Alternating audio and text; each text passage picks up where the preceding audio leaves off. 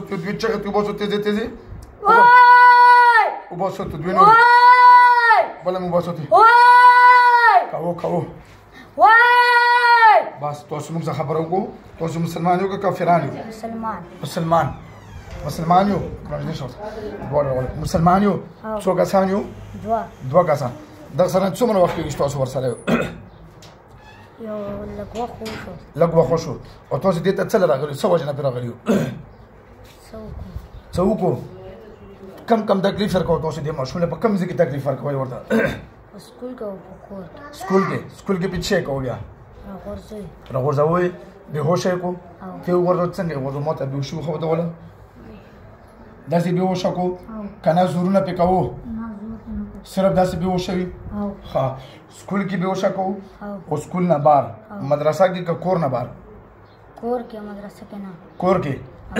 ولې داسې ظلم کوو تاسو خو چې موږ مسلمانان یو څه وکړو بس څه وکړو زه به دلته مړه کړم تاسو دواړه دا خو وړوکی ماشوم دی تاسو خدای تباه و برباد کړه دغه باندې خو د الله حکم نشته دی دومره ماشوم دی تاسو دغه ماشوم سره ولې داسې ظلمونه کوو اوس پرې ورته څه کول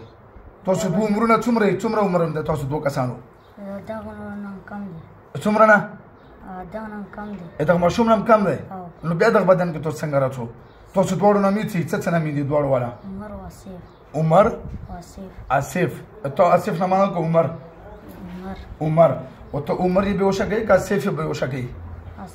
آصف او ته په دې بدن کې څه کوي بیا هغه یې آصف یې چې ته ما سره یا ته به ما سره یې وهله بلې پره تاسو خوړلي وو که هغه خوړلي وو عمر خوړلي وو عمر دا اوس نه پرېږدو کله به پرېږدو وکړه دوکه دې وکړه دا څومره غټ ظلم دی دا استادانو څه وي چې ما راتي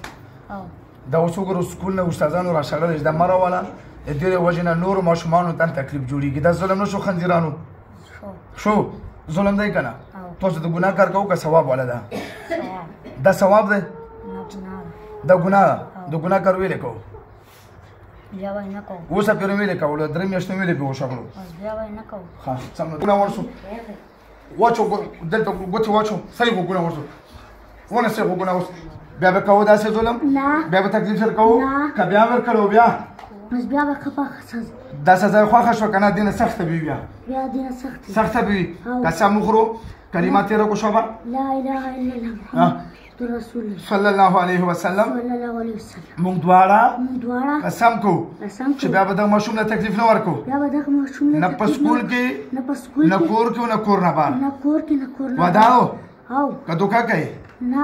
صحیح وعده راکړه وعده لاس واچو اوس ګوتې راګوتې کړم وټاټه د بدن نه راوځو شابه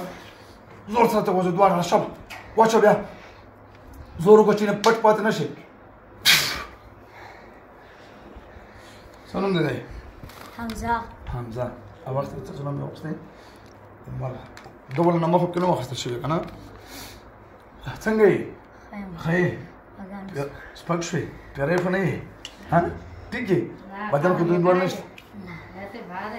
بعد ښه به شي بس